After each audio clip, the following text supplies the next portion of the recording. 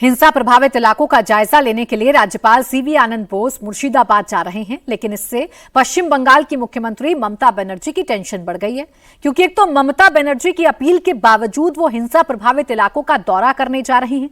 Governor ground पर जाकर लोगों से बात करेंगे, हालात को समझने की कोशिश करेंगे, स्थिति का आंकलन करेंगे और फिर आंखों देखी रिपोर्ट केंद्र सरकार को सौंपेंगे।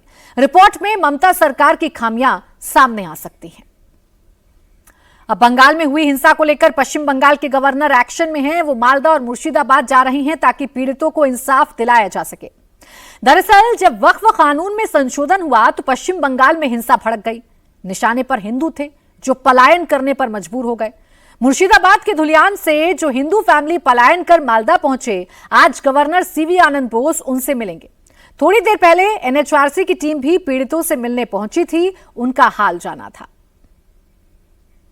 पिछले शुक्र और शनिवार को मुर्शिदाबाद जिले के अलग अलग जगह पर लगातार हुई तांडव के बाद काफी लोग बेघर हो गए और वो बेघर हुए लोग मुर्शिदाबाद से सीधा मालदा डिस्ट्रिक्ट पहुंच गए। और शनिवार शाम के बाद से ये जो है मालदा डिस्ट्रिक्ट के पारलालपुर हाई स्कूल इसी पे रुके हुए हैं और लगभग 1000 जो लोग बेघर हुए थे वो इस वक्त इस पारलालपुर हाई स्कूल पे रुके हुए हैं। तो एनएचआरसी की टीम भी पहुंचे थे यहाँ पर, उनसे बातचीत भी की है, लेकिन यहाँ पर जैसे कि देखा जा रहा है बैरिकेडिंग लगा दी गई है बड़ी बड़ी और यहाँ पर मीडिया के प्रवेश भी अनुमति नहीं है। तो कहीं ना कहीं ये जरूर सवाल पैदा होता है कि मीडिया को जब अनुमति नहीं है अंदर प्रवेश करने के लिए, तो कहीं ना कहीं क्या राज्य सरकार कुछ छुपाने की कोशिश कर रहा है? यही सवाल लगातार उठ रहा है। एक तरफ जहां राज्यपाल हिंसा प्रभावित इलाकों का दौरा कर अपनी रिपोर्ट तैयार करेंगे, तो वहीं हाईकोर्ट के आदेश पर आज मानवाधिकार आयोग की टीम ने भी मालदा का दौरा किया और पीड़ित परिवारों से मुलाकात की।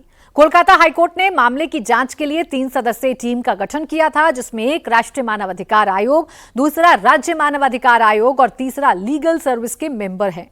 लेकिन इसे लेकर अब ममता बनर्जी सरकार के मंत्री सवाल उठा रहे हैं। देखिए, प्रशासन की ओर से और राज्य के मुख्यमंत्री ने हर कदम उठाया है, लेकिन हम लोग विगत सालों में भी देखे कि पश्चिम बंगाल में हमेशा जो है कमीशंस को भेजा जाता है, जिससे कि और भी पश्चिम बंगाल को एक बदनाम करने की कोशिश। ये हम लोग ने विगत सालों में देखा कि इसके पीछे केवल राजनीतिक उद्देश्य रहता है। सचमुच में ह्यूमन राइट्स कमीशन और वुमेन्स कमीशन की सचमुच में कोई इच्छा है कि हमारे भारतवर्ष में सब जगह जो है ह्यूमन राइट्स की कोई तरीके से वायलेशन ना हो, अगर होती तब तो पहले तो उनको पहुंचना चाहिए था मणिपुर में। तो इस समय जो है शांति है वहाँ पे और अभी भी चल रहा है इन्वेस्टिगेशन, सब कुछ प्रशासन की ओर से सब कदम उठाए जा रहे हैं। तो टीएमसी इसे बंगाल को बदनाम करने की साजिश बता रही है, लेकिन मुर्शिदाबाद हिंसा का सच क्या है, यह खुद बंगाल सरकार की तरफ से कलकत्ता हाईकोर्ट में एक रिपोर्ट के जरिए बताया गया है। मुर्शिदाबाद हिंसा को लेकर कई बड़े खुलासे इस रिपोर्ट में हुए हैं।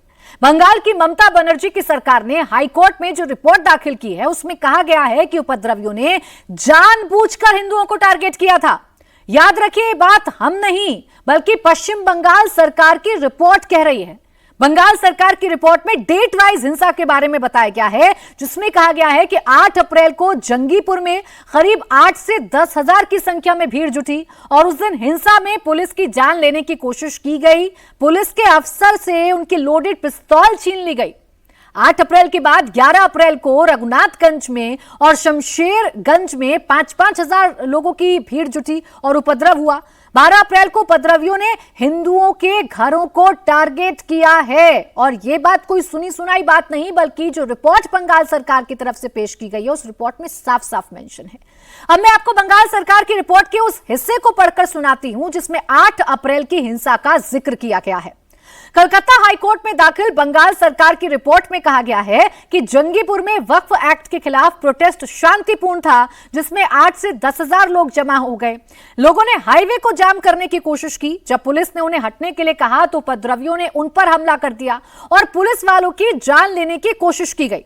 सरकार की रिपोर्ट में खुलासा हुआ है कि जो उपद्रवी थे उनके पास लाठी थी, हसुआ था, लोहे की रॉड थी और दूसरे अन्य घातक हथियार थे। उनका इरादा पुलिस वालों को मारने का था। सरकार ने बताया कि दंगाइयों की भीड़ में से कुछ लोगों ने पुलिस अफसर से एक लोडेड पिस्टल भी छीन ली। जिसमें 10 राउंड गोलियां भरी थी। पुलिस ने पहले हवा में फायरिंग की, अतिरिक्त बल को बुलाया गया, लेकिन जब दंगाई पीछे नहीं हटे तो पुलिस ने फोर्स का इस्तेमाल किया।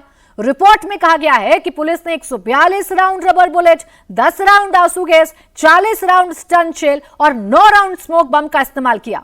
ममता सरकार ने यह भी कहा है कि मुर्शिदाबाद में अब हालात कंट्रोल में हैं और पलायन करने वाले परिवार अब वापस लौट रहे हैं। कलकत्ता हाईकोर्ट में बंगाल सरकार ने जो रिपोर्ट दाखिल की है उसमें 11 अप्रैल की हिंसा का भी जिक्र है, जिसमें बताया गया है कि रघुनाथगंज के उमरपुर और शमशेरगंज के धुलियान बाजार में हिंसा हुई थी। उसकी पूरी टाइमलाइन इस रिपोर्ट में बताई गई है। रिपोर्ट में कहा गया है कि जुमे की नमाज के बाद बड़ी संख्या में दंगाइयों ने हाईवे जाम कर दिया। करीब 5000 की संख्या में मुस्लिम भीड़ ने रोड को जाम कर दिया था और ये लोग भड़काऊ नारेबाजी कर रहे थे। जब पुलिस ने उनको रोकने की कोशिश की तो भीड़ ने उन पर पथराव शुरू कर दिया। बाद में भीड़ ने आसपास की दुकानों, मकानों को निशाना बनाया, उनमें तोड़फोड़ की गई। उपद्रवियों ने अपनी पहचान छिपाने के लिए सीसीटीवी कैमरे भी तोड़ दिए। तो वहीं धुलियान बाजार में हिंदू मंदिर में भी आग लगा दी गई। गौर करने वाली बात, हिंदू मंदिर में आग लगा दी गई क्योंकि सरकार अभी तक ये डिनाइल मोड में थी और सीधे तौर पर कह रही थी कि इसे सांप्रदायिक रंग ना दिया जाए।